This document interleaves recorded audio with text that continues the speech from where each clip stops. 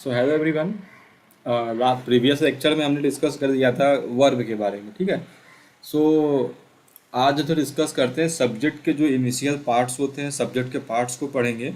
और उसके बाद हम सब पढ़ेंगे सब्जेक्ट के इनिशियल पार्ट्स के बाद जो फ्रेज होता है, क्लॉज होता है, एक सेंटेंस होता है, इन सब में जो बेसिक बेसिक से डिफरेंस होता है, जहाँ से आपको एग्जाम में क्वेश्चंस देखने को मिलते हैं, उन सारे टॉपिक्स को हम सब पढ़ेंगे, ठीक है। तो देखो,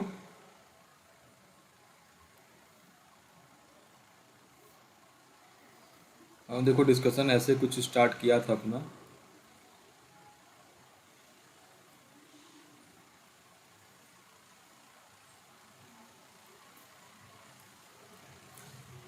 ना देखो, प्रेडिकेट को हमने ढेर सारे भागों में बांटा था। प्रेडिकेट का सबसे बड़ा भाग जो हम सबने डिस्कस कर लिया था, वर्ब को पढ़ लिया हमने, ठीक है। प्रेडिकेट में ऑब्जेक्ट क्या होता है गाइस, हमने इसको देखा था, ऑब्जेक्ट को डिस्कस कर लिया था प्रेडिकेट का हमने। और प्रेडिकेट में जो कॉम्प्लीमेंट होता है क्या, इसको हमने डिस्कस कर लिया था। ये तीनों चीज़ें जो है हमारी कंप्लीट हो गई थी। प्रेडिकेट का जो पोर्शन था ये कंप्लीटेड है। सब्जेक्ट के पार्ट्स में आते हो, सब्जेक्ट में देखो क्या होता है गाइस, सब्जेक्ट जो होता है मोस्टली उसके दो इंपॉर्टेंट वर्ड्स होते हैं सब्जेक्ट में। एक तो आपका मेन वर्ड आ जाता है, ये मोस्टली एक नाउन ही होता है आपका मेन वर्ड। और जो सेकंड आता है उसको हम सब कहते हैं दोस्तों क्वालिफायर्स, ठीक है। थोड़ा क्लास डिस्टरबेंस चल रहा था, वो मैंने आपको बता भी दिया था। सो ठीक है, सो क्वालिफायर्स होते हैं। तो क्वालिफायर्स जो होते हैं, क्वालिफायर्स को हम सब इनिशियली थ्री पार्ट्स में डिवाइड कर सकते हैं। सो क्वालिफायर्स के जितने भी पार्ट्स होते हैं दोस्तों, उसको मैं आपके सामने लिख रहा हूँ। देन द सबसे पहले जो क्वालिफायर होता है उसको अंदर डिटर्मिनर कहते हैं, ठीक है। नंबर सेकंड पे जो आता है वो होता है एडजेक्टिव। और नंबर फोर पे दोस्तों आपका आता है क्या, एडजेक्टिव क्लोज, ठीक है। अब डिटर्मिनर्स के बारे में आपको ये पता हो, डिटर्मिनर्स क्या होते हैं। जितने भी आपके डिटर्मिनर्स होता है आर्टिकल्स प्लस सम, एनी, मैनी, ना ये सारे जितने भी टर्म्स होते हैं उसको डिटर्मिनर्स में रखते हैं, ओके। एडजेक्टिव क्या होता है, एडजेक्टिव आप जानते हैं, टॉल हो गया, हैंडसम हो गया, ठीक है, ब्यूटीफुल। सो ये सारे वर्ड जो किसी नाउन को डिफाइन करे उसको आप सब एडजेक्टिव करोगे। एडजेक्टिव क्लॉज क्या होगा, अ group of words, a group of words acts as an adjective ना। सो इनिशियली देखो हमारे यही तीन मेन पार्ट्स होते हैं, ठीक है। तो अब आपके सामने एक स्ट्रक्चर देखो यहाँ पर क्लियर हो गया, ठीक। आगे मैं आपको और थोड़ा डायग्राम से समझा दूँ अगर।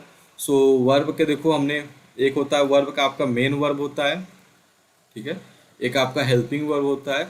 उसके अलावा भी वर्ब के finite, non finite, regular, irregular, ढेर सारे टाइप्स थे, हम सबने उसको डिस्कस कर लिया है। ऑब्जेक्ट की बात करूं तो एक इनडायरेक्ट ऑब्जेक्ट होता है, एक डायरेक्ट ऑब्जेक्ट होता है, और राइट। सो ये देखो, डायरेक्ट ऑब्जेक्ट किसका रिप्लाई होता है, डायरेक्ट ऑब्जेक्ट जो होता है रिप्लाई ऑफ वाट होता है। और इनडायरेक्ट ऑब्जेक्ट क्या होता है गाइस, रिप्लाई ऑफ हुम होता है, ठीक है। और बाकी कॉम्प्लीमेंट वगैरह था, मतलब इतनी चीज़ें जो थी आपको मैंने यहाँ पर बता दिया था। आज हम सब डिस्कस कर देते हैं क्लॉज, फ्रेज, उन सब के बारे में। उसके बाद से आपका जो एक प्रॉपर जो क्लास पार्ट्स ऑफ स्पीच और सब्जेक्ट वर्ब एग्रीमेंट, वो साइड टॉपिक यहाँ से आपका जो है आज बेसिक एकदम क्लियर हो जाएगा, ठीक है। सो मैं आपको एक एग्जांपल दे रहा हूँ, आप मुझे कमेंट करके बताना कि इसमें कौन सा वर्ड वर्ड जो है क्या है। जैसे कि मैं बात करूँ, अ tall boy in the red shirt,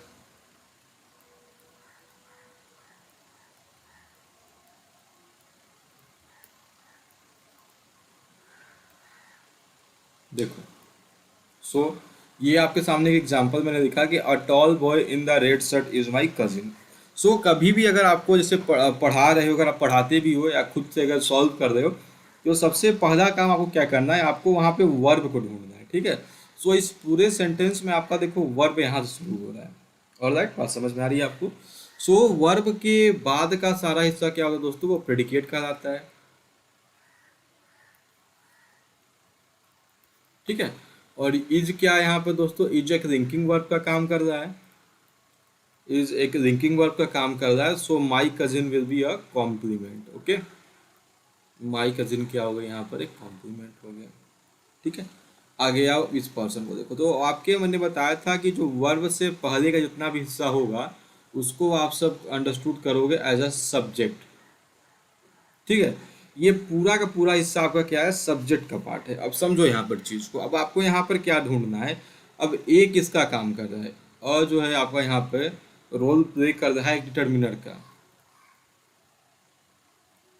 okay, ठीक है, डिटर्मिनर्स में आर्टिकल्स भी आते हैं, मैंने आपको बता दिया। तो ए यहाँ पर काम कर डिटर्मिनर का। अब देखो यहाँ पर बॉय क्या है, बॉय एक मेन वर्ड है कि नहीं, बॉय एक नाउन है, तो बॉय आपका काम कर रहा है किसका, एम डब्ल्यू का, मतलब मेन वर्ड का। टॉल, लड़का कैसा है, लड़का लंबा है, सो ये यहाँ पे काम कर रहा है दोस्तों किसका, एडजेक्टिव का। ओके, अब इन द रेड शर्ट, अगर आपको ऐसे कह दूं मैं कि भाई उस रूम में जाओ और उस रूम में एक लंबा सा लड़का बैठा हुआ है, वो मेरा कजिन है, तो आप उस लड़के को नहीं पहचान पाओगे। पहचान क्यों नहीं पाओगे, क्योंकि हो सकता है उस में दो चार छह लंबे लड़के हो जाएं। सो आप क्या करोगे, तो आप मुझसे फिर कोई और जानकारी पूछोगे, तो मैं कहूँगा कि मेरा जो भाई है उसने रेड शर्ट पहन के रखा है।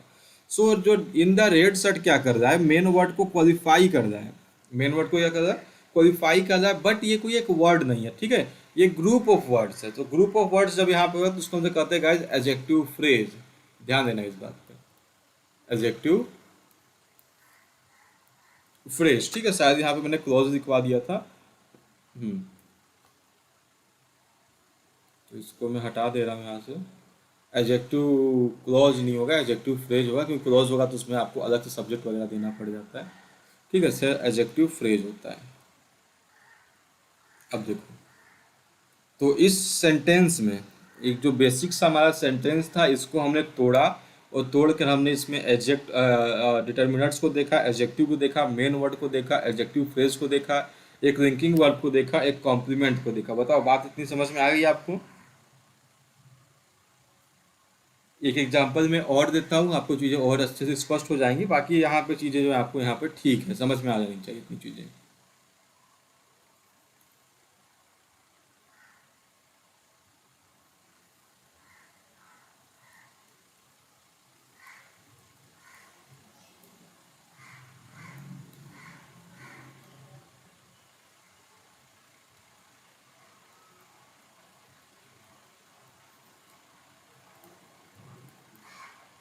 ओके, चलो, तो आपके सामने फिर एक सेंटेंस मैंने दे दिया कि a beautiful girl in the corner is my sister. अब देखो एग्जाम में क्या क्वेश्चन बन सकता है, आपके सामने सेम यही क्वेश्चन मान चलो पूछ देगा, और आपसे पूछेगा कि इसमें बताओ, इसमें जो है आपका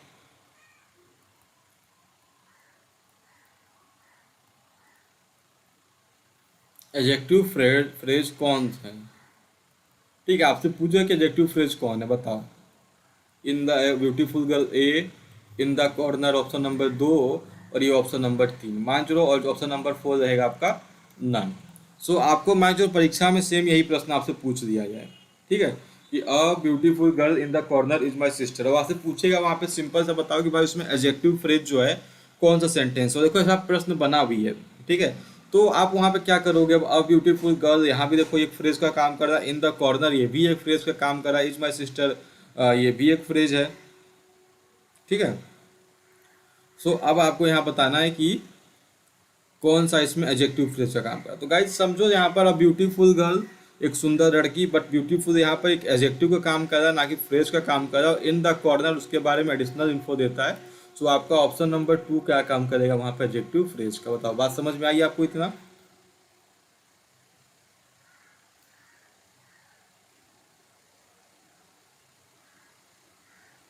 एक बार मुझे कमेंट करके बता देना कि ये आपको समझ में आएगा नहीं। बड़ा अच्छा कॉन्सेप्ट है ये ना, ये भी अभी अभी आपको जब मैं कुछ फ्रेज और क्लोज में ले चल रहा हूँ, अभी उसको डिस्कस करते हैं। तो बताइए क्या ये बात आपको समझ में आ गई, तो मुझे ये बात थम्स अप कर दो, या फिर कोई डाउट हो तो आप पूछ सकते हैं अच्छे से। ठीक है, चलो अब कुछ सेंटेंस के स्ट्रक्चर्स हमने बेसिक स्ट्रक्चर देखे हैं, और उससे आगे चीज़ों को ले चलता हूँ मैं, थोड़ा उस पर ध्यान दीजिएगा। देखो कोई भी जो एक पैटर्न क्या होता है, पैटर्न किस तरीके से बनता है। सबसे पहले सबसे बेसिक जो इकाई होती है गाइस, वो होता है आपका अल्फ़ाबेट्स। ठीक है, अल्फ़ाबेट्स जो मिलते हैं तो वो किसको बनाते हैं, वो बनाते हैं वर्ड्स को। ओके, ठीक है अनुभव। तो अल्फ़ाबेट्स से क्या बनता है गाइस, वर्ड्स बनता है। वर्ड्स बनाते हैं फ्रेज को, ठीक है। फ्रेज बनाते हैं किसको? क्लॉजेस को। और क्लॉज बनाते हैं एक सेंटेंस को, ठीक। ये देखो आपका जो है यहाँ पर एक बेसिक सा पैटर्न होता है किसी भी सेंटेंस को स्टडी करने का ना। तो यही जो है 5 पार्ट्स होते हैं। जब अल्फ़ाबेट्स वगैरह हम सब पढ़ते तो वो फोनेटिक्स वगैरह में उसको डिस्कस करते हैं। वर्ड्स भी हमको अच्छा चीज़ होता है, पर वर्ड्स उतना हमें ध्यान देना नहीं है। फ्रेज, क्लोज और सेंटेंस, इससे आपके एग्जाम में प्रश्न बनते हैं। इसको हम सब देखेंगे। वर्ड्स होता है वोकैब का पोर्शन, और अल्फ़ाबेट्स को अलग की जाती है। तो सबसे पहली बात तो फ्रेज। फ्रेज अच्छा हिंदी देखो, फ्रेज का हिंदी क्या होता है गाइस? वाक्यांश होता है, वाक्य का अंश। क्लोज का हिंदी क्या है दोस्तों? क्लोज का हिंदी होता है उपवाक्य। सेंटेंस होता है आपका वाक्य। अब इसको मैं तीनों के बीच डिफरेंस बताता हूँ, इसको अच्छे से नोट कर दीजिएगा आप सभी लोग। ये हो गया फ्रेज, ये हो गया क्लॉज, ये हो गया आपका sentence. Okay, so what is phrase? Phrase is a group of words.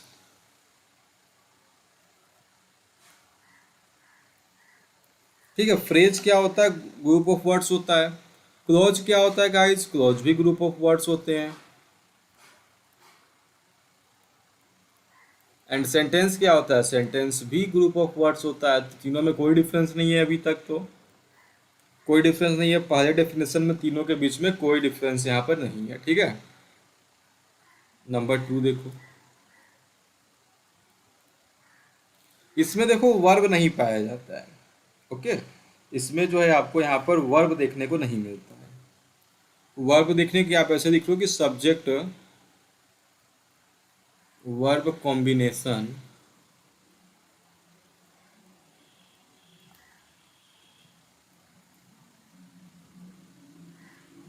ठीक है। इसमें वर्ब नहीं पाया जाता है। इसमें जो है सब्जेक्ट वर्ब कॉम्बिनेशन क्या होता है, वहाँ पे एब्सेंट होता है। तो अगर आप कभी भी फ्रेज देखोगे तो आपको फ्रेज में इनिशियली कोई भी आपको वहाँ पे सब्जेक्ट वर्ब जैसा कॉन्सेप्ट वहाँ पे देखने को नहीं मिलेगा, ठीक है।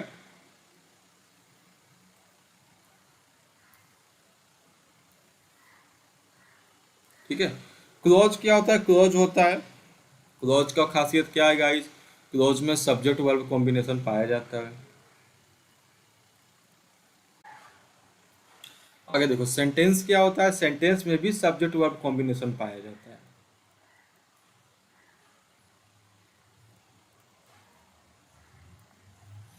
और थर्ड की बात करूं तो आपका फ्रेज जो होता है ना, वो कंप्लीट मीनिंग नहीं देता, डजंट गिव।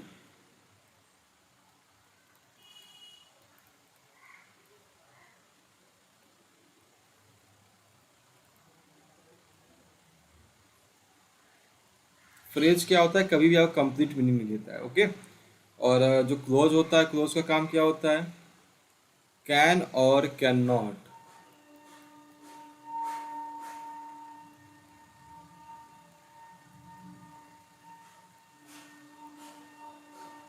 अर्थात कि आपका जो है वो दे भी सकता है, नहीं भी दे सकता है। ऑलवेज।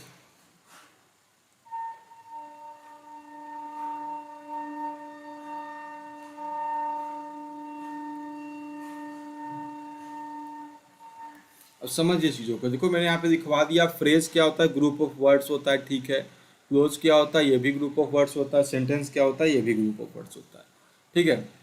जो आपका फ्रेज होता है उसमें सब्जेक्ट वर्ब कॉम्बिनेशन नहीं मिलता है, मतलब उसमें क्या होता है? वर्ब वहाँ पे एब्सेंट होता है, उसमें वर्ब आपको नहीं देखने को मिल जाएगा, ठीक है। क्लॉज में भी होता है और सेंटेंस में भी होता है। अब बात करूँ अगर मैं अब फ्रेज की, तो ये doesn't give complete meaning. Phrase आपका जो है कंप्लीट मीनिंग नहीं देता है, बट आपका क्लॉज दे भी सकता है, नहीं भी दे सकता है। और सेंटेंस क्या होता है? वो हमेशा आपको कंप्लीट मीनिंग प्रोवाइड करवाता है। बात समझ में आ रही है आपको? तो ये डिफरेंस होता है एक फ्रेज में, एक क्लॉज में और एक सेंटेंस में। तो देखो क्लॉज को हम सब बहुत अच्छे डिस्कस करेंगे ट्रांसफॉर्मेशन में, ठीक है। सेंटेंस के टाइप्स, सिंपल, कंपाउंड, कॉम्प्लेक्स और क्लॉज कौन कौन से होते हैं, उसको हम सब उसमें डिस्कस करते हैं। मैं आज आपको बताता हूँ किसके बारे में? फ्रेज के बारे में। फ्रेज क्या होता है, ठीक है। तो आप फिर से हेडिंग डाल देना अपना एक नया सा, phrase. Okay, so what is phrase? Phrase क्या होता है? It is a group of words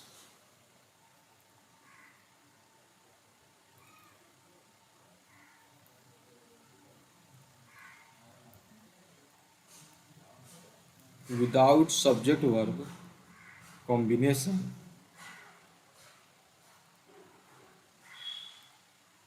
which doesn't give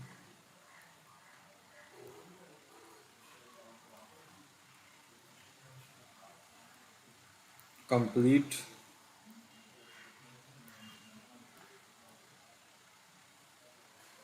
meaning और सेंस। ओके, सो आपका फ्रेज क्या होता है? फ्रेज एक ऐसा वर्ब का टाइप होता है, एक ऐसा ग्रुप ऑफ वर्ड्स होता है जिसमें सब्जेक्ट वर्ब कॉम्बिनेशन अब्सेंट होता है और वहाँ पे कंप्लीट मीनिंग या फिर कंप्लीट सेंस वो आपको प्रोवाइड नहीं करवाता है।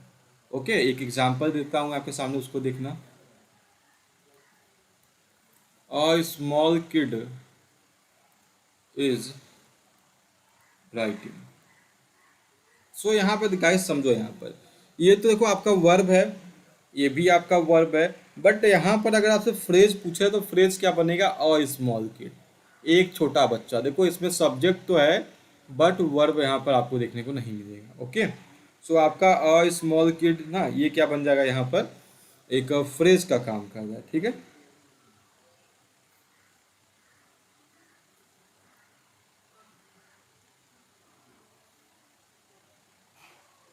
चलो बात समझ में आई होगी आपको अच्छे से। कुछ और चीज़ों, कुछ और एग्जांपल्स में अगर हमें रखना हो तो उसको ध्यान दीजिएगा अच्छे से।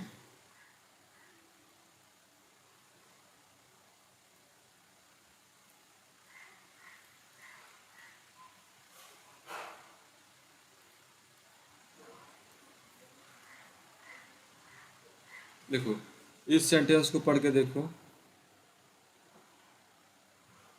I have been living here for 20 days. अब आपसे यहाँ पूछा जाए कि यहाँ बताओ भाई क्या है यहाँ पर, एक आपका वर्ब का एक यहाँ फ्रेज का क्या काम है। देखो आई यहाँ पर सब्जेक्ट है, देखो हैव बिन लिविंग को थोड़ा ध्यान दो आप यहाँ पर, ये आपका यहाँ पर किसका काम कर रहा है? वर्ब फ्रेज का काम कर रहा है गाइस। ठीक है, सो देखो यहाँ पर सब्जेक्ट नहीं है बट वर्ब है, हियर फॉर 20 डेज। सो यहाँ पर आपका यह इतना आपको कॉन्सेप्ट समझ में आ गया होगा फ्रेज के बारे में। सो फ्रेज का जो बेसिक्स होता है वो वही होता है। ठीक है,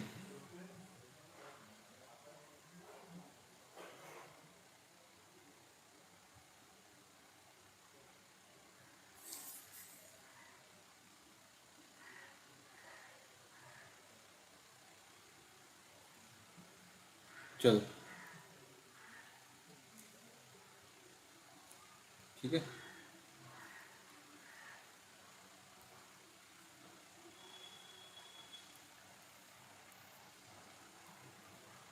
अब फ्रेज कितने टाइप के होते हैं उसको ध्यान दो। सबसे पहला जो टाइप होता है आपका होता है noun phrase.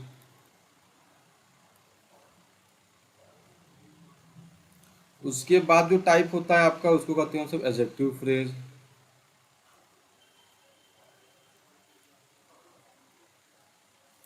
Adverb phrase,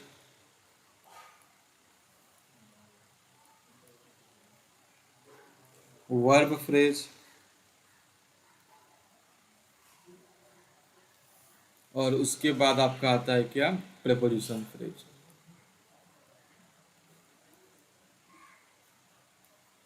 okay, सो यही मोस्टली 5 काइंड ऑफ फ्रेज होता है जो आपको यहाँ पर पढ़ना है। अब एक चीज समझो, अब यहाँ पर कोई नाउन है, कोई एडजेक्टिव है, कोई वर्ब है, कोई एडवर्ब, कैसे पहचानोगे? सो आप पहचानते कैसे हो? उनके वर्क के अकॉर्डिंग। जैसे अगर आपके सेंटेंस में दे दिया जाए helping verb plus been plus main verb, तो वो किसका काम कर रहा है guys? वो आपका वर्ब फ्रेज का काम कर रहा है। समझ में आ रही है मेरी बातें ना? वो आपका वर्ब फ्रेज का काम कर रहा है। अब कैसे काम कर रहा है उसको मैं आपको बताने जा रहा हूँ यहाँ पर। अब जिस तरीके से उसका जो काम होगा सेंटेंस में, ठीक है, या आप उससे पहचान सकते हो ना। देखो जैसे कि मैं आपको बताऊं, यहाँ एक नाउन क्लोज का एग्जांपल दूं अगर, देखो a young boy, a young boy chased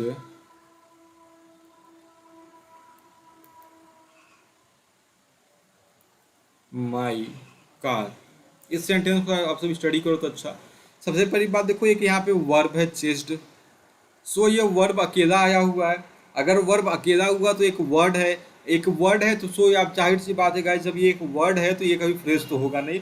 सो आपका वीपी सेंटेंस में नहीं है तो ये आपका फ्रेज नहीं होगा। अब वापस जाओ सेंटेंस का पहला वाला पार्ट, अ यंग बॉय। अब अ यंग बॉय को पढ़ो, ये सब्जेक्ट का काम कर रहा है कि नहीं सेंटेंस, सेंटेंस में सब्जेक्ट का काम कर रहा है गाइस, ठीक है। और ये कैसा काम कर रहा है, ग्रुप ऑफ वर्ड्स है। देखो ये क्या है, एक ग्रुप ऑफ वर्ड्स है, पहला चीज। दूसरा चीज सब्जेक्ट वर्ब कॉम्बिनेशन नहीं है, सिर्फ सब्जेक्ट है, सब्जेक्ट वर्ब कॉम्बिनेशन नहीं है। और एज अ नाउन वर्क कर रहा है। जानते हो सेंटेंस का जो सब्जेक्ट होता है वो तो या तो उसका नाउन होता है या तो प्रोनाउन होता है। ये प्रोनाउन तो है नहीं, ये किसका काम कर रहा है, नाउन का काम कर रहा है। तो ये वाला पार्ट आपका क्या हो जाएगा दोस्तों, ये आपका पार्ट बन जाएगा नाउन फ्रेज। ओके, मैं यहाँ पर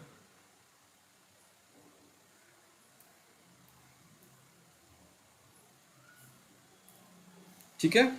अब देखो वापस इस सेंटेंस को स्टडी करो। अब ये वाला पार्ट देखो, my car. My car group of words है कि नहीं है, बिल्कुल है, ठीक है। सब्जेक्ट वर्ब कॉम्बिनेशन नहीं है, बिल्कुल सही बात है। और किसकी तरह काम कर रहा है, सेंटेंस के ऑब्जेक्ट की काम कर रहा है। और सेंटेंस का ऑब्जेक्ट क्या हो जाता है, सेंटेंस का जो ऑब्जेक्ट होता है एज अ नाउन काम कर रहा है, ठीक है। सो माई कार यहाँ पे क्या हो जाएगा, ये भी एक आपका नाउन फ्रेज हो जाएगा। बताओ आपको कुछ आइडिया मिल रहा है कि नहीं, कि कैसे आप फ्रेज को पहचान सकते हो, एक आप नाउन फ्रेज को कैसे पहचानते हो। देखो ये आपका एक सेंटेंस था, इस सेंटेंस में आपके दो दो फ्रेज थे और दोनों ही फ्रेज आपके कैसे थे गाइस, नाउन फ्रेज थे। समझ में आई चीजें आपको, बताओ। सो ये आपका नाउन फ्रेज। अब देखो यहाँ पहचान क्या होता है, अब देखो सोचो कि इसका कोई पहचान होता है, कोई शॉर्ट ट्रिक होता है।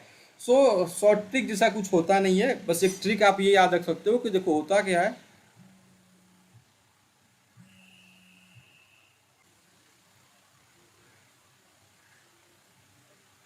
सो गाइज आपको ये नाउन देखो यहाँ पे मैंने कहा एक ट्रिक वगैरह आप कंसीडर करना चाहो।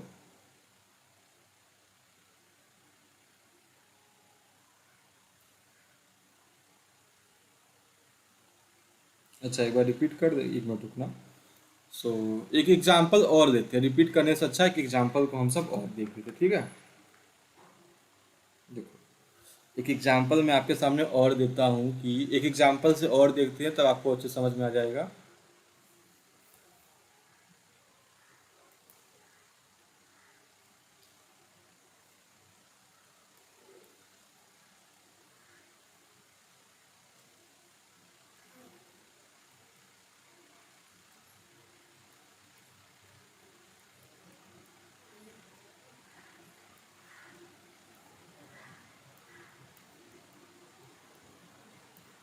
चलो इस एग्जाम्पल को देखते हैं हम सब। सो यहाँ पर देखो सबसे पहले बात तो वर्ब आप देख लो, वर्ब आपका एक वर्ड का है तो ये आपका फ्रेज तो नहीं होगा।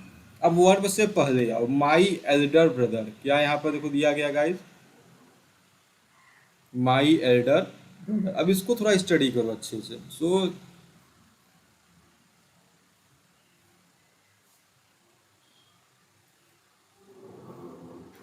ब्रदर ठीक से लिख देता हूँ। इस एग्जाम्पल को हम स्टडी कर रहे थे ना, इस पे वापस आते हैं। So example is my elder brother surprised my best friend. अब इसको आप एक बार फिर से पढ़ो, ठीक है। एक सेकेंड, वो बीच बीच में पता नहीं आज थोड़ा जब से ये पेड स्टार्ट हुआ है ना, बड़ा दिक्कत हो रहा है। चलो इसको सॉल्व हो जाए, तो इसको ध्यान से देखते हैं, फिर इस एग्जाम्पल को फिर से पढ़ो। सो सरप्राइज से जो पहले वाला हिस्सा है, माई ब्रदर एल्डर ब्रदर, सो ये किसका काम कर रहा है, ये यहाँ पर आपका एक ग्रुप ऑफ वर्ड्स है। बताओ भाई सही बात है कि नहीं है। देखो मैं अगर आपको बेसिक से तरीका बताता हूँ फ्रेज पहचान, सबसे पहली बात तो वहाँ पे ग्रुप ऑफ वर्ड्स होना चाहिए।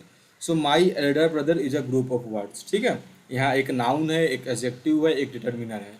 यहाँ पर सब्जेक्ट वर्ब कॉम्बिनेशन भी नहीं है, सब्जेक्ट वर्ब कॉम्बिनेशन यहाँ पर अनअवेलेबल है, ठीक है। अब आपको पता करना है कि सेंटेंस में काम किसका कर रहा है, तो ये हिस्सा जो है आपका सेंटेंस में काम कर रहा है, एक एक काम कर रहा है यहाँ पर इस सेंटेंस में आपका एक नाउन की तरह काम कर रहा है ये। ओके, सो आपका ये वाला हिस्सा क्या हो जाएगा, एक नाउन क्लोज, नाउन फ्रेज हो जाएगा।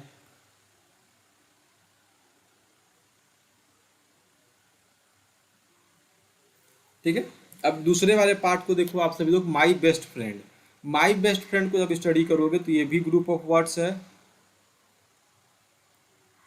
Group of words. इसमें भी गाइस सब्जेक्ट वर्ब कॉम्बिनेशन नहीं है, और ये एक किसकी तरह काम कर रहा है, एक सेंटेंस में नाउन की तरह काम कर रहा है। तो ये वाला पार्ट भी आपका नाउन क्लोज हो गया। देखो, जैसे हम सब पहचानते हैं ऑब्जेक्ट को किससे, प्रश्न पूछ के, व्हाट और whom। ठीक है, सो व्हाट और whom का उत्तर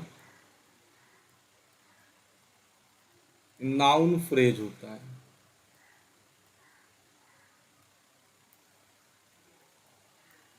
बात समझ में आई आपको? सो व्हाट एंड whom का उत्तर क्या होता है गाइस, हमेशा नाउन फ्रेज होता है। आप सेंटेंस को पढ़ो, whom सरप्राइज्ड। वाट और whom, यहाँ पर आप एक सेंटेंस हु को भी डाल देना, वाट, whom और हु। तो हु सरप्राइज्ड, इसको देखो अच्छे से,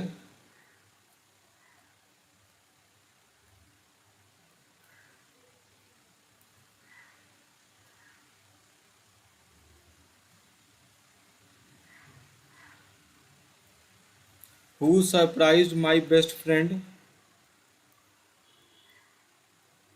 का दोस्तों उत्तर क्या होगा, उत्तर होगा इसका माई एल्डर ब्रदर। होगा कि नहीं होगा?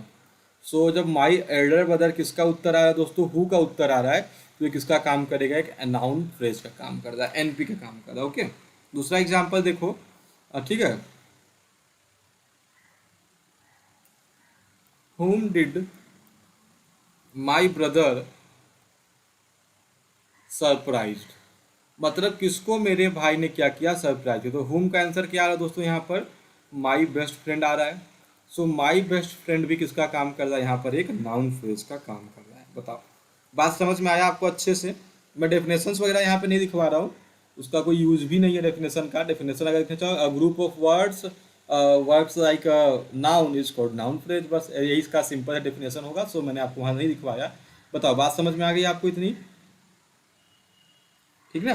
सो ये आपका हो गया किसका काम कर रहा है, यहाँ पर इस सेंटेंस में आपके नाउन फ्रेज का काम कर रहा है। तो ये सेंटेंस याद रखो, वाट का आंसर, हु का आंसर और हुम का आंसर जब भी आपको मिले तो वो किसका काम करेगा दोस्तों, वहाँ पर एक नाउन फ्रेज का काम करेगा। बात समझ में आ गई आपका? एकदम कॉन्सेप्ट क्लियर यहाँ तक का?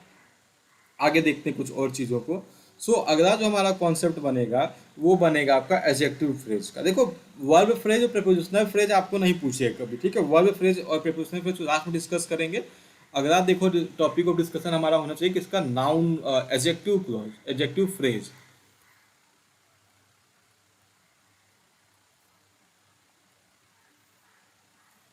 देखो, अब एडजेक्टिव फ्रेज क्या होगा, एक एग्जांपल समझते हैं हम सब एडजेक्टिव फ्रेज को।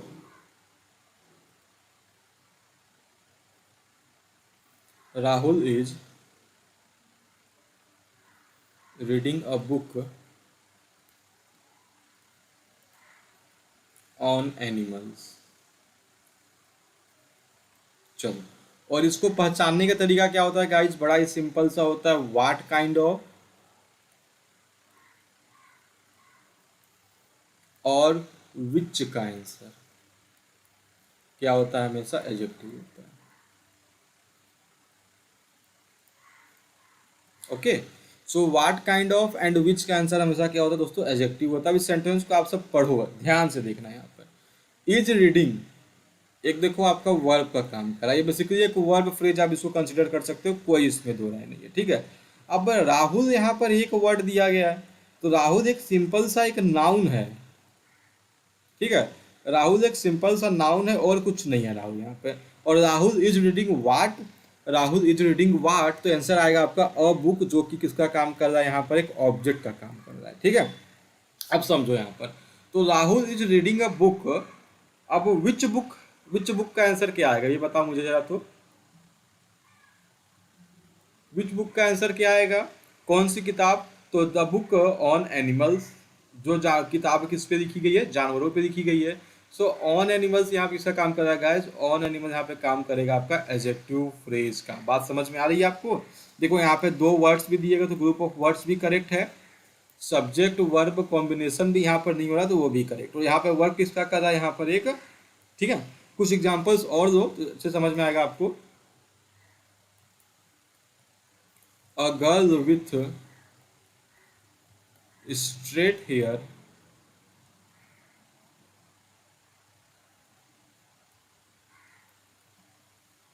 is crying।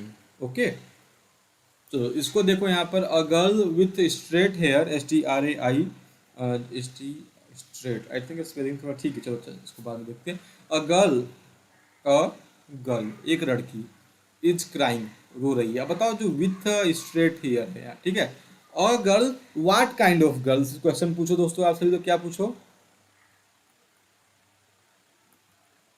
What kind of से अच्छा आप विच गर्ल्स का क्वेश्चन आपका जवाब सही आएगा। क्या पूछो आप सब? विच गर्ल, कौन सी लड़की रो रही है? कौन सी लड़की हो रही है गाइस? तो आंसर आएगा वो लड़की जिसका बाल कैसा है? स्ट्रेट है ना। अ गर्ल, तो कौन सी लड़की रो रही है जिसका बाल यहाँ पर स्ट्रेट है? तो ये किसका काम करेगा यहाँ पर? तो ये आपका काम कर जाएगा यहाँ पे एडजेक्टिव फ्रेज का। बताओ, बात समझ में आई आपको? एडजेक्टिव फ्रेज समझ में आ रहा है आपको? एडजेक्टिव फ्रेज क्या होता है? अभी ऐसा ही सेम ऐसा ही मिलता जुलता कॉन्सेप्ट होता है एडजेक्टिव क्लॉज का, उसको भी हम सब अभी डिस्कस कर लेंगे।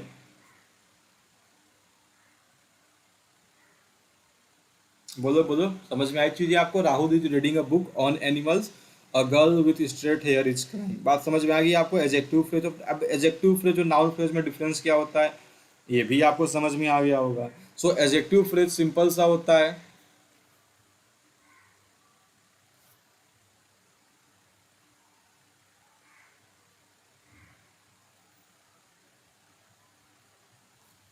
ठीक है, अ group of words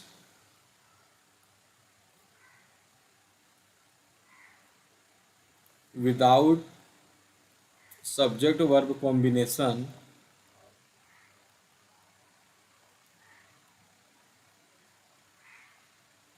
which gives additional information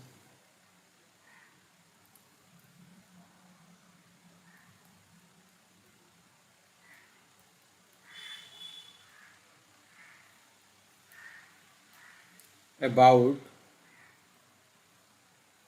noun is called adjective phrase। Okay, so additional information देने का काम ही आपका एडजेक्टिव फ्रेज का होगा। जब आगे आप एडजेक्टिव क्लोज पढ़ोगे तो मैं आपको वहां भी सेम यही चीज बताऊंगा कि जो उसके बारे में जानकारी दे, बस उसमें क्या होगा, सब्जेक्ट वर्ब कॉम्बिनेशन आपको अपीयर हो जाएगा और इक्का दुक्का चीजें उसमें द का कॉन्सेप्ट आ जाता है, डैट का कॉन्सेप्ट आ जाता है, बट चीज आपकी वहां पर भी सेम ही होने वाली है। ओके ना? सो इसको देखो, group of words without subject verb combination which gives additional information about noun is called adjective phrase. एक लास्ट एग्जांपल देखो, आपका कॉन्सेप्ट क्लियर हो जाएगा। A soldier with long beard came here. देखो यहाँ, इसको देखो वापस गाइस, तो यहाँ पर केम हियर से पोर्शन हटा दो। अ सोल्जर किसका काम कर रहा है? यहाँ पर एक नाउन का काम कर रहा है।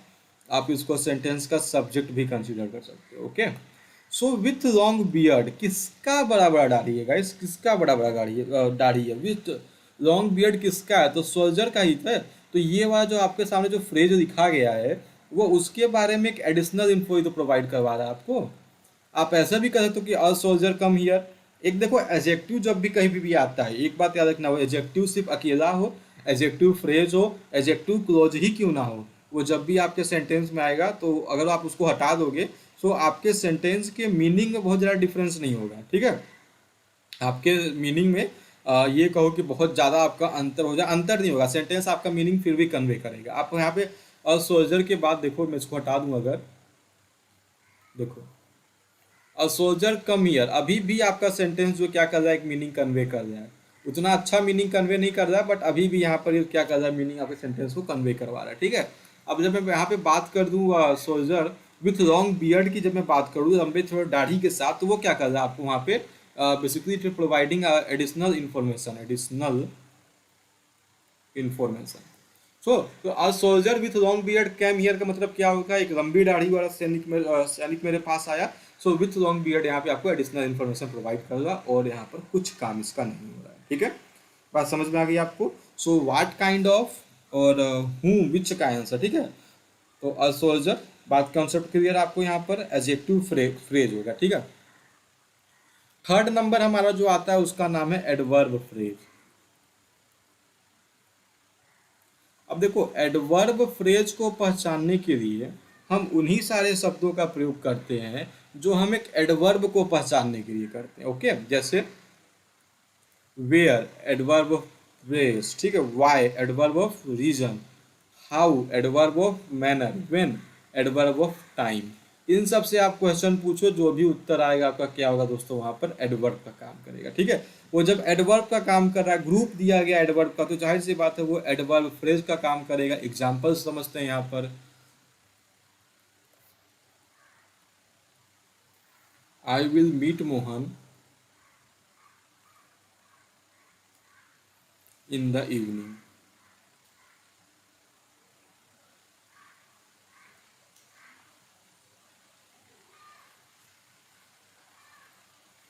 राहुल विस्ड मी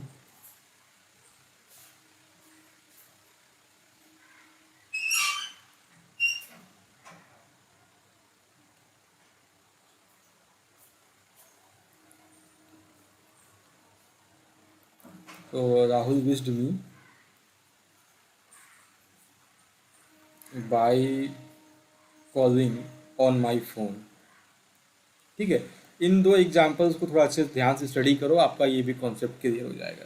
तो I will meet Mohan when, मैं मोहन से कब मिलूंगा। आंसर क्या आ रहा है, इन द इवनिंग। ये ऐसा काम करेगा दोस्तों, ये काम करेगा आपका एडवर्ब फ्रेज का। और राइट, बात समझ में आ गई आपको। I will meet Mohan in the evening, समझ में आई चीजें। सो ही विश्ड मी, हाउ, उसने मुझे कैसे विश किया, तो by calling on my phone. तो ये किसका काम करेगा यहाँ पर, एडवर्ब फ्रेज का, ठीक है। सो बस आपको यही क्वेश्चन पूछना रहेगा, एक जो आपका एक क्लॉज से क्वेश्चन पूछो। सो अगर आपका दूसरा आ गया तो वहां पे उसका काम करेगा,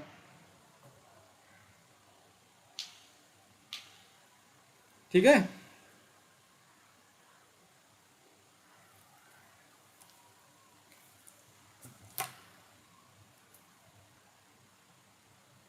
बताओ ये फ्रेज का कॉन्सेप्ट क्लियर हो गया। अगर कोई डाउट है तो अभी पूछ लो, तब हमसे क्लोज की वर्ब। अब देखो एक आपका दो चीज बच रहा है, कौन कौन सा, एक वर्ब फ्रेज होता है।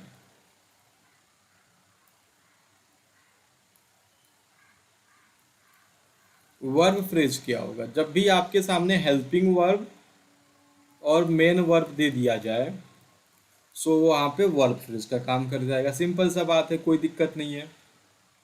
आगे देखो प्रेपोजिशन फ्रेज कब होगा,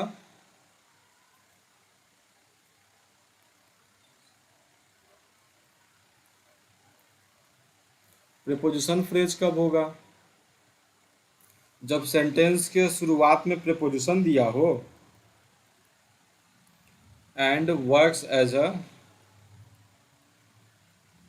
प्रेपोजिशन।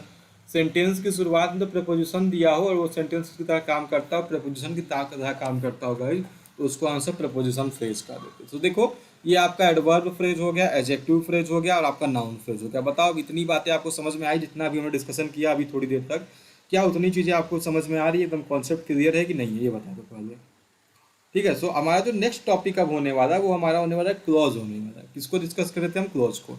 देखो एक बार मैं आपको क्लॉज की यहाँ पे इन्फॉर्मेशन दे देता हूँ, फिर ट्रांसफॉर्मेशन में थोड़ा सा इन्फॉर्मेशन हम क्लॉज को एक बार रिपीट कर देंगे, आपको यहाँ पे कॉन्सेप्ट में आपको क्लॉज का समझा देता हूँ। So next heading will be our clause. अब what is clause, so clause it is clause is a group of words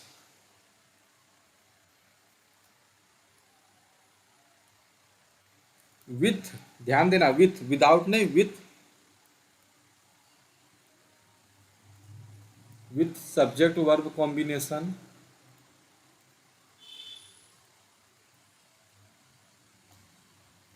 which can और can not give complete information.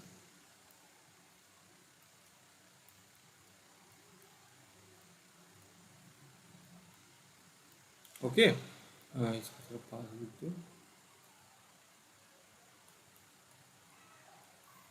सो अगर आपके सेंटेंस में क्या दिया हो, ग्रुप ऑफ वर्ड्स दिया हो, पहली पहचान, दूसरी पहचान, उसमें सब्जेक्ट वर्ब कॉम्बिनेशन दिया हो, और वो दे भी सकता है, नहीं भी दे सकता है कंप्लीट इंफॉर्मेशन, ठीक है, मतलब वो कन्वे करेगा नहीं करेगा वो अलग चीज़ होती है, ठीक है। अब क्लोज के टाइप्स पे जो आपके क्वेश्चन बनते हैं उसको हमसे डिस्कस करें। सो क्लोज जो बेसिकली होता है आपके तीन टाइप का होता है। कितने टाइप होता है गाइस? तीन टाइप का होता है close. First type of clause होता है आपका, फर्स्ट काइंड ऑफ क्लोज होता है गाइस प्रिंसिपल क्लोज। कौन सा? प्रिंसिपल क्लोज आपका फर्स्ट काइंड ऑफ क्लोज होता है। सेकेंड होता है कोऑर्डिनेटिंग क्लोज, कोऑर्डिनेट क्लोज आपका सेकेंड हो जाएगा। और थर्ड जो होता है उसका नाम होता है सब ऑर्डिनेट क्लोज।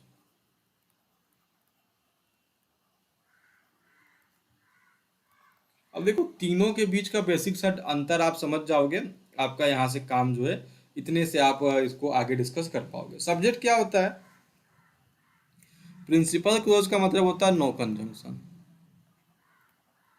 मतलब प्रिंसिपल क्लोज के स्टार्ट में कोई भी कंजंक्शन नहीं होता है, ठीक है।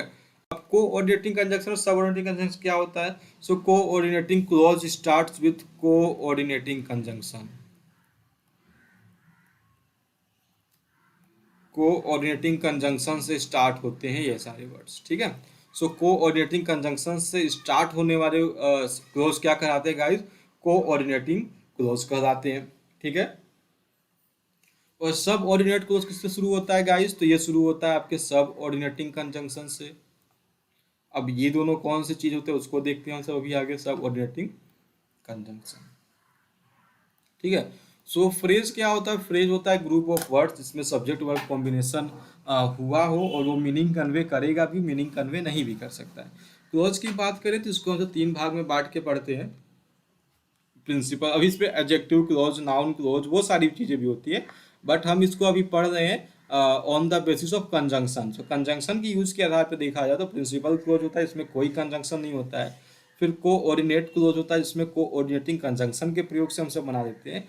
फिर सब ऑर्डिनेट क्लोज होता है जिसमें हम सब ऑर्डिनेटिंग कंजंक्शन का प्रयोग करते हैं, ठीक है। आगे देखो कुछ और चीज़ें महत्वपूर्ण। What is principal clause guys? तो प्रिंसिपल क्लोज को पहले डील कर दिया जाए हम सब।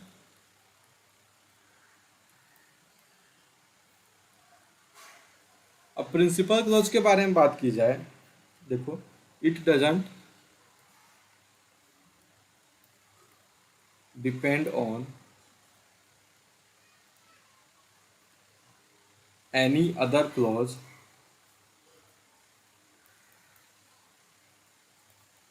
फॉर इट्स मीनिंग, ठीक है। सो अपने मीनिंग के लिए, अपने मीनिंग के लिए प्रिंसिपल क्लोज जो है किसी भी दूसरे क्लोज पे डिपेंड नहीं करता है। ये आपका कॉन्सेप्ट किसका होता है?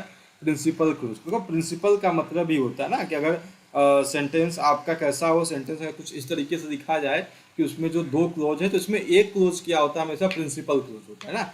एक क्लोज क्या होता है दोस्तों? हमेशा प्रिंसिपल क्लोज होता है। एग्जाम्पल देखो,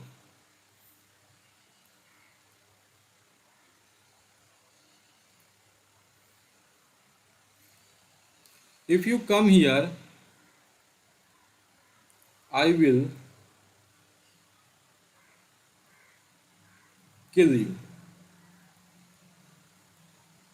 इसको देखो, if you come here I will kill you. देखो अब यहाँ पे क्या करा जाए चीजें यहाँ पे दोस्तों, if you come here I will kill you, यहाँ पे कॉमा लगा दो। So if you come here, यदि तुम यहाँ आओगे। अब आप दोनों सेंटेंस को पहले पढ़ो ना। ये देखो क्लोज फ्रेज क्या होता है, ये आपके पढ़ने पे क्लियर होता है, ये कोई एग्जाम्पल पे आप क्लियर नहीं कर पाओगे इसको। पढ़ो इसको, पढ़ने से आपको क्या पता चला कि इफ़ यू कम हियर, यदि तुम यहाँ आओगे। अगर मैं आपसे कहूँ कि यदि तुम मुझे 500 रुपये दोगे तो आप ये तो उम्मीद कर रहे हो ना कि इसके बाद मैं आप कुछ और बताने जा रहा हूँ ना कि यदि तुम मुझे 500 रुपये दोगे, अब इसके बाद क्या है, आप वेट कर रहे हो कि हाँ अभी सर कुछ और चीज़ बताएंगे, 500 रुपये के बाद क्या है। सो मेरा ये कहना कि if you give me 500 rupees, तो ये आप मेरा सेंटेंस क्लोज जो बना है, ये क्लोज क्या है, मेरा मीनिंग कन्वे नहीं कर रहा है। तो जब सेंटेंस का जब ये क्लोज मेरा मीनिंग कन्वे नहीं कर रहा है और ये सेंटेंस इफ से शुरू हुआ है, सो इसको हम सब कहते हैं डिपेंडेंट क्लोज। क्या कहते हैं उसको, डिपेंडेंट क्लोज ना, मतलब ये किसी दूसरे सेंटेंस पे अपने मीनिंग के लिए निर्भर है। और जब मैं कह रहा हूँ कि आई विल किल यू, मैं तुम्हें मार दूंगा, ये कोई, अब देखो मैंने क्या कहा, मैं तुम्हें जान से मार दूंगा, मैं तुम्हें पीट दूंगा। तो ये अब आपको देखो यहाँ पर कुछ ये नहीं बताना है आपको कि अच्छा मैं तुम्हें पीट दूंगा, अब बैठे हुए कि हाँ सर अब आगे कुछ और कहने वाले, तो ये हमारा मीनिंग कंप्लीट हो गया ना। तो ये किसका काम करता है, इंडिपेंडेंट, या इसी को हम सब कहते हैं दोस्तों प्रिंसिपल क्लॉज। क्या कहते हैं इसको, प्रिंसिपल क्लॉज। इसी को आप सबने इंडिपेंडेंट क्लॉज नाम से भी सुना होगा। और राइट ना। सो अब सेंटेंस को एक दो बार आप पढ़ो, एक दो सेंटेंस आप खुद से दिमाग, मतलब जैसे मैं अगर कहूँ कि अगर तुम मुझे 500 रुपये दोगे, अब इसके बाद चुप, मतलब सर अभी कुछ और बताने वाले, अभी मेरा सेंटेंस कंप्लीट नहीं हुआ। अगर तुम मुझे 500 रुपये दोगे तो मैं तुम्हें एक किताब ला के दूंगा। अब सुनो, मैं तुम्हें एक किताब ला कर दूंगा, ये सेंटेंस पूरा है। यदि मैं किसी बच्चे को कहूँ कि मैं तुम्हें एक किताब ला के दूंगा, तब वो वेट नहीं करेगा कि हाँ मैं अब ये सेंटेंस या एक क्लोज को पूरा करने के लिए अब सर यहाँ पर कुछ और कहने वाले, मैं तुम्हें किताब ला के दूंगा, it is a complete sentence. But अगर मैं तुमसे ये कहता ना कि यदि तुम बदमाशी करोगे, तो इसका मतलब अब मुझे उसके परिणाम के लिए भी तो वेट करना होगा ना। तो मतलब इसका मतलब हुआ कि अभी सर जो है मुझे कुछ चीज़ और कहने वाले हैं। सो ये होता है आपका if you come here I will kill you, independent और डिपेंडेंट क्लोज का फंडा है। एक और एग्जांपल देखो, आपको चीज़ और स्पष्ट हो जाएगा। ठीक है, जैसे कि I don't know where she works. I don't know where she works guys. अब इस सेंटेंस को थोड़ा ध्यान से पढ़ो कि मैं ये नहीं जानता कि वह कहाँ काम करती है। अब सेंटेंस को पढ़ो, दो सेंटेंस आपके सामने लिखा है, मैं नहीं जानता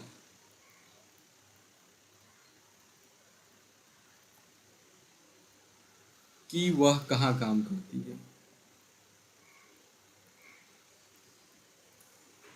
एक चीज ध्यान देना, अच्छा एक चीज समझना, यदि सेंटेंस, अच्छा एक चीज देखो यहाँ पर, I don't know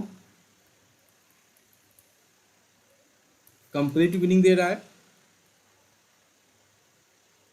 where she works.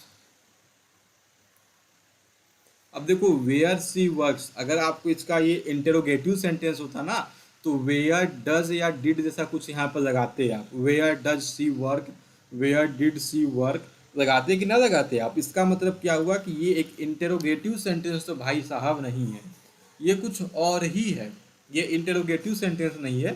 सो जब आप यहाँ पर इसको देखो ना वेयर सी वर्क्स, तो यहाँ पे वेयर सी वर्क्स एक रिलेटिव प्रोनाउंस इसको हमने ऐड किया है।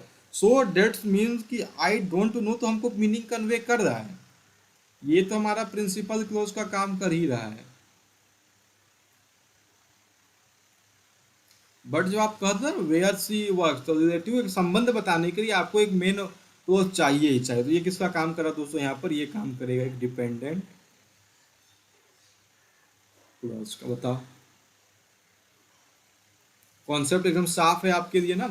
आई don't know where she works का principal clause and dependent clause कैसे क्या वर्क करेगा, ये देखो आपके सामने मैंने लिख दिया। सो यही बेसिकली का कॉन्सेप्ट किसका होता है गाइस, आपका प्रिंसिपल क्लोज का। समझ में आया, अच्छे से एकदम इसको स्टडी करो अच्छे से। एक वीडियो को अगर आप नहीं समझ पा रहे हो ना, तो एक दो बार देख लेना इसको, ताकि आपका कॉन्सेप्ट क्लियर हो जाए। ठीक है, सेकेंड नंबर जो हमारा क्लोज आता है, सेकेंड नंबर क्लोज आता है हमारा कोऑर्डिनेट क्लोज।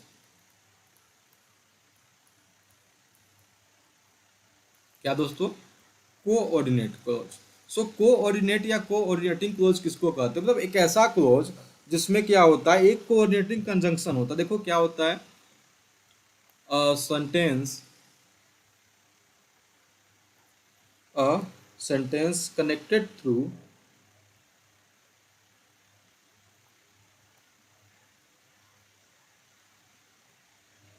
Coordinate conjunction.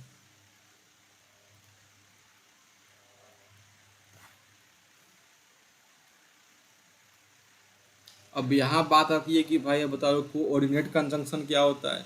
सो कोऑर्डिनेट कंजंक्शन पता करने के लिए हमको एक ट्रिक आती है, उसका नाम है बड़ा ही प्यारा सा सबके जबान पे चढ़ा हुआ, फैन बॉयज। क्या सिर्फ फैन बॉयज ही होता है? नहीं, इसके अलावा भी ढेर सारे कोऑर्डिनेटिंग कंजंक्शंस होते हैं, बट मेन जो होते हैं यही होते हैं, ठीक है। यही सात जो होते हैं आपके फैन बॉयज मेन होते हैं। F4 क्या होता है दोस्तों? फोर होता है। F4 क्या होता है? एंड होता है। N4 क्या होता है? नॉर होता है। B4 क्या होता है? बट होता है। O4 क्या होता है? और होता है। Y4 क्या होता है? येट होता है। S4 क्या होता है? सो होता है। फैन बॉयज आपको याद रखना है, एग्जाम्पल्स देते हैं।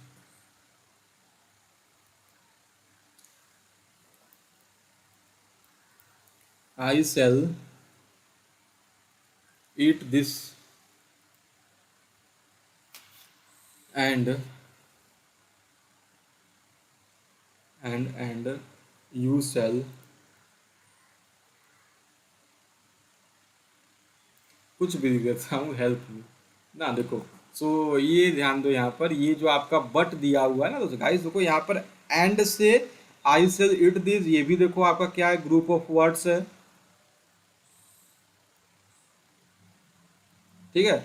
और ये क्या काम कर रहा है, यहाँ पर एक क्लॉज का काम कर रहा है ना, इसको इस तरीके से मत लो, इस तरीके से दो। आई सेल ईट दिस, मैं जो है इसको खा जाऊंगा, मुझे इसको खाना चाहिए या मैं इसको खा सकता हूँ, जो भी आप इसको पढ़ो। सो इस सेंटेंस को जब आप सब रीड कर रहे हो ना, तो देखो इसके आगे कोई कंजंक्शन नहीं है, नहीं है। जब इसका कोई कंजंक्शन नहीं है तो गाइस ये तो प्रिंसिपल क्लोज हो गया। ये आपका किसका काम कर रहा है गाइस? प्रिंसिपल क्लोज का काम कर रहा है। और जब इस वाले क्लोज के आगे कंजंक्शन दिया गया, मतलब ये वाला क्लोज एक कंजंक्शन से स्टार्ट हुआ है, तो ये किसका काम कर रहा है दोस्तों? ये यहाँ पे काम कर रहा है कोऑर्डिनेट क्लोज का। किसका?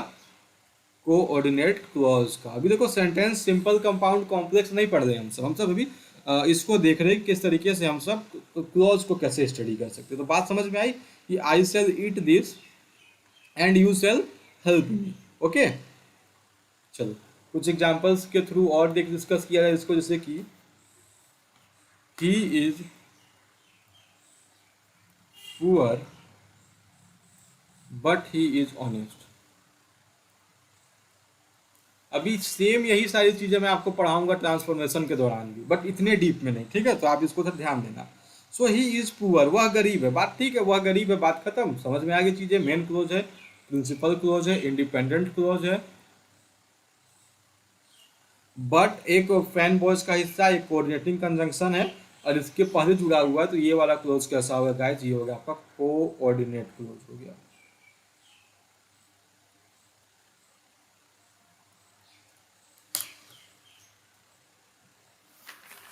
क्या कोई डाउट किसी को अभी तक होगा तो यहाँ पूछना।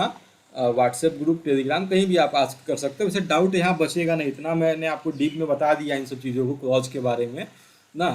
कितना डीप में आपको अब कोई डाउट यहाँ पे बचना नहीं चाहिए। कोऑर्डिनेट क्लोज के बाद एक जो हमारा नेक्स्ट क्लोज बनता है,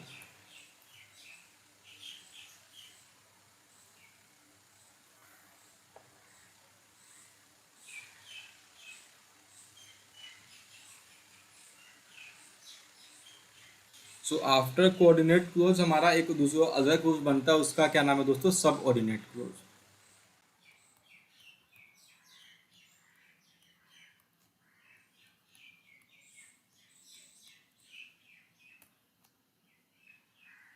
सब ऑर्डिनेट क्लोज में हमें तीन चीजें पढ़नी रहती हैं, कौन कौन सा? एक नाउन क्लोज देखेंगे हम सब,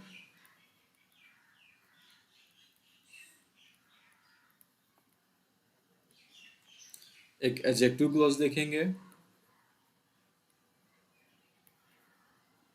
और एक देखेंगे एडवर्ब क्लोज। अब देखो तीनों को पारा पारी करके डिस्कस करते हैं।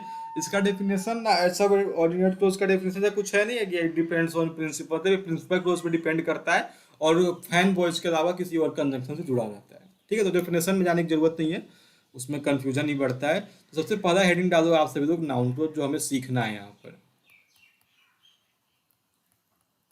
देखो नाउन क्लोज क्या होता है किसी सेंटेंस में? नाउन क्लोज जो है किसी भी सेंटेंस में चार तरीके से काम कर सकता है।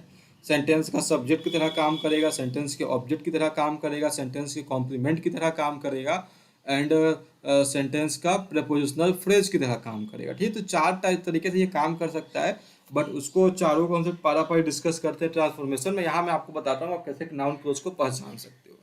ठीक है, देखो जैसे कि मैं देखूँ, ही told me that,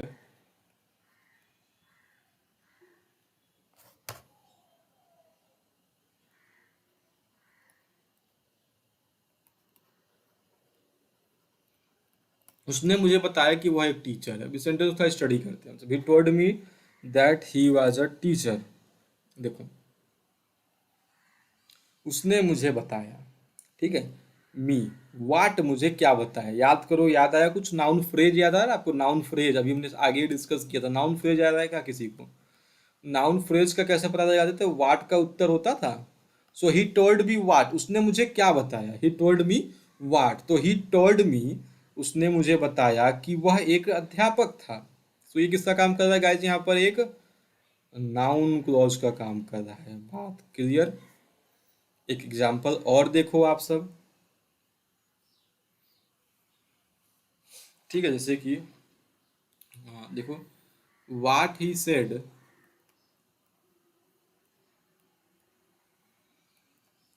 is true.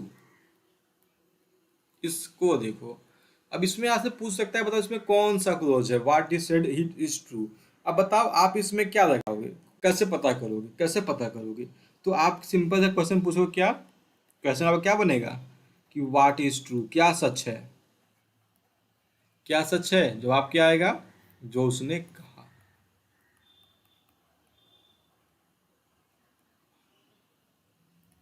बताओ, बात समझ में आई आपको? वाट ही सेड मतलब वाट इज ट्रू, क्या सच है? सच वही है जो उसने कहा। तो जो उसने कहा वो किसका काम करा? नाउन को उसका काम करा। ये तो एक चीज हो गया। ठीक है, अब दूसरा तरीका आप पहचानने का ये यूज कर सकते हो कि आप सेंटेंस को ढक दो। जब आप सेंटेंस को ढक दोगे और आपको तब पता चलेगा कि सेंटेंस में किस चीज की कमी दिखाई है। ठीक है, सेंटेंस को ढक दोगे आप। जैसे कि मैं बात करूं, मैं इस वाले हिस्से को हटा दूं अगर आपके हिस्से से,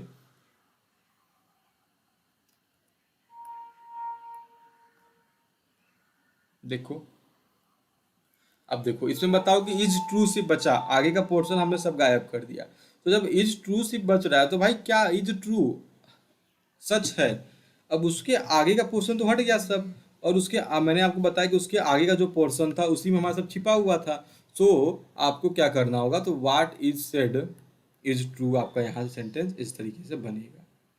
बोलो, कंप्लीट कॉन्सेप्ट आपका नाउन क्लोज समझ में आया कि नहीं आया आपको? कोई डाउट होगा तो पूछना जरूर। ठीक है, वैसे उतना कुछ पूछने से है नहीं, बस आपको ये याद रखना है, वाट का आंसर एंड whom का आंसर आपको जनरली ऑब्जेक्ट तक पहुंचाता है। और यही आंसर जो आपको कहाँ तक पहुंचाते हैं? आपको एक सेंटेंस में नाउन तक पहुंचाते हैं। ठीक है, क्योंकि अक्सर ऑब्जेक्ट और सब्जेक्ट क्या होता है? एक नाउन ही होता है। नाउन होगा या प्रोनाउन होगा। प्रोनाउन आप देखते के साथ जान जाओगे, बट नाउन कैसे पहचानोगे? आप इस तरीके से पहचानते हो। ठीक है, he told me that he was a teacher, तो that he was a teacher एक नाउन को देखो, ग्रुप ऑफ वर्ड्स भी है। ठीक है, ये वाला हिस्सा सब्जेक्ट है, ये वाला हिस्सा वर्ब है। ठीक है, वाट ही सेड, तो ही आपका सब्जेक्ट है, सेड आपका वर्ब है। तो कुल मिला के कंप्लीट है ये सेंटेंस। जो है आपके क्लॉज बनने की जो भी खासियत होती है उसको ये उस एलिजिबिलिटी क्राइटेरिया पे एकदम खरा उतरता है ये आपका सेंटेंस। ठीक है, चलो नंबर टू देखो। नंबर टू आपका है दोस्तों एडजेक्टिव क्लॉज। अब what is adjective clause? Adjective clause क्या होता है? वही होता है जो कि एडजेक्टिव फ्रेज होता है। जो एडजेक्टिव फ्रेज था वही एडजेक्टिव क्लॉज है। ठीक है, अब ये बनता किससे? एडजेक्टिव क्लॉज किससे बनता है दोस्तों? तो ये बनता है रिलेटिव प्रोनाउन से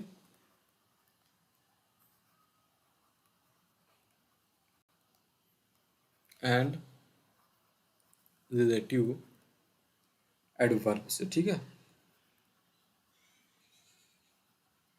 ये बनता है आपके रिलेटिव प्रोनाउन और रिलेटिव एडवर्ब से। रिलेटिव प्रोनाउन में कौन कौन से आते हैं तो आपको याद होगा अच्छे से, बहुत ही अच्छे से याद होना चाहिए आपको। हु, हुज, whom, which,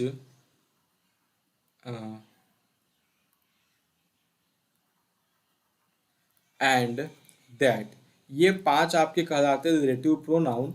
और रिलेटिव एडवर्ब कितने होते हैं गाइस? 4 होते हैं। उसमें भी देखो where, how, why and when. ठीक है, सो इन्हीं से जो मिल के बनता है आपका क्या बनता है? यही बनता है। आप क्वेश्चन भी आप इसी से पूछोगे। क्वेश्चन किससे पूछोगे आप? विच से पूछोगे और व्हाट काइंड ऑफ से पूछोगे। वही कॉन्सेप्ट है, सब वही कॉन्सेप्ट है, फ्रेज वाला ही। विच,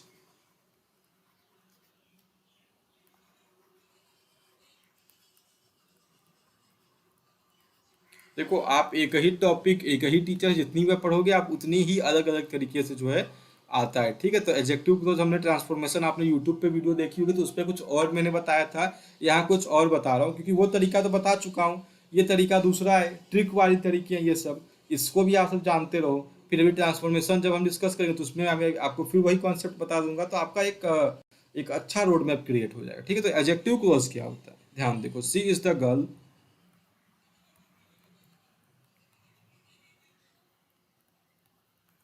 who stole my purse. So ये वही लड़की है जिसने मेरा पर्स चोरी किया। सो गाइस ध्यान दो, who he, she is the girl, कौन सी girl? She is the girl which, कौन सी girl? So who stole my purse, ये किसका काम करेगा यहाँ पे दोस्तों? एडजेक्टिव क्लॉज का काम कर रहा है। ठीक ना? अब देखो यहाँ पर एक नाउन दिया हुआ है, नाउन के पहले आर्टिकल द का यूज किया गया, तो ये भी इसका एक पहचान होता है। जब आपको कभी भी एडजेक्टिव क्लोज पहचानना होगा, सबसे पहले तो विच और व्हाट काइंड ऑफ से आप प्रश्न पूछना, और उसके बाद अगर आपका सेंटेंस में एक नाउन दिया हो और नाउन से पहले क्या आता हो, कोई एक आर्टिकल आता हो, सो वो किसका काम करेगा दोस्तों? वहां पे एडजेक्टिव क्लोज का काम करेगा। ठीक है,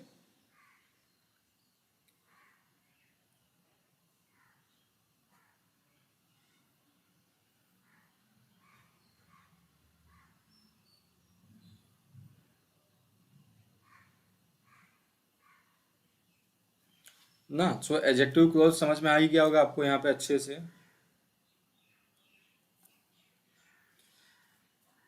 तो चलो आज का लास्ट जो है उसका नाम है हमारा एडवर्ब क्लोज। देखो वही है सब, जो आपने फ्रेज अगर आप पहचानना सीख जाओगे सो आप क्लोज को भी पहचानना जान जाओगे।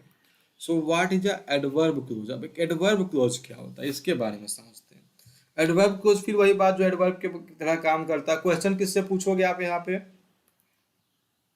व्हेन, हाउ, व्हाई, यही सारे वर्ड्स यहाँ पे, सिर्फ वही फ्रेज वाला पूरा का पूरा कॉन्सेप्ट फ्रेज वाला। एग्जाम्पल देखो एक,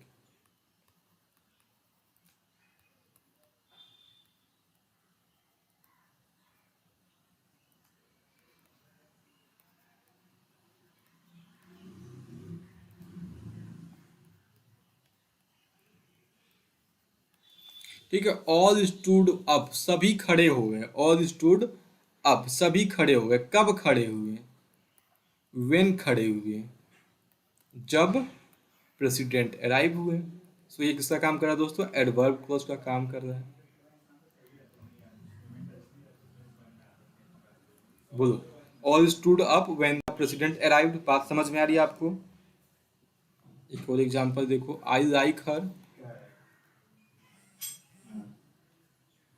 बिकॉज शी इज इंटेलिजेंट।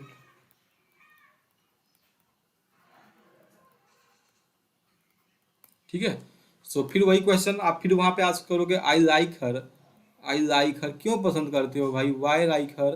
तो क्योंकि वो क्या है यहाँ पर? इंटेलिजेंट है। सो किसका काम कर रहा है यहाँ पे? एडवर्ब क्लोज का काम कर रहा है। एडवर्ब क्लोज ऑफ रीजन को बताता है ये। ठीक है, इसको अभी ट्रांसफॉर्मेशन में कंटिन्यू करेंगे यहाँ से ही। तो बताइए, इतनी बातें आपको समझ में आ गई दोस्तों? यही देखो आज का हमारा डिस्कशन था पूरा। मैंने आपको देखो आपने अभी तक क्या क्या पढ़ लिया। आपका सब्जेक्ट प्रेडिकेट कंप्लीट हो गया, वर्ब के काइंड्स आपके कंप्लीट हो गए, फ्रेज कंप्लीट हो गया आपका, और क्लोज कंप्लीट हो गया। एक बार आप अच्छे से इसको एक बार फिर से वीडियो मत देखना, समय लग जाएगा। आप थ्रू ही एक बार क्या करना, जो मैंने ये जो आपका पीडीएफ सेंड किया उसको आप सब देखना, आप वहाँ से आपको कॉन्सेप्ट अच्छे से समझ में आ जाएगा। ठीक है, कोई अगर डाउट हो तो पूछ लो। बाकी कैंटरबरी टेल्स हो चुका था हमारा कल, तो कुछ डिस्कशन हम सब बेरन एज के बारे में करेंगे, और उसके बाद बेरन एज के बाद से हम सब फिर कंटिन्यू कर देंगे इसको, लेनेसा के बारे में हम सब पढ़ना स्टार्ट करेंगे। ठीक है,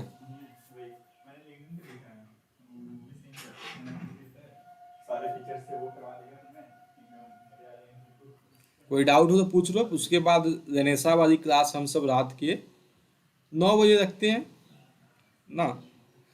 थोड़ी क्लास की टाइमिंग में इंक्रीज करने जा रहा हूँ 1-2 दिन में। चलो, कोई डाउट नहीं है?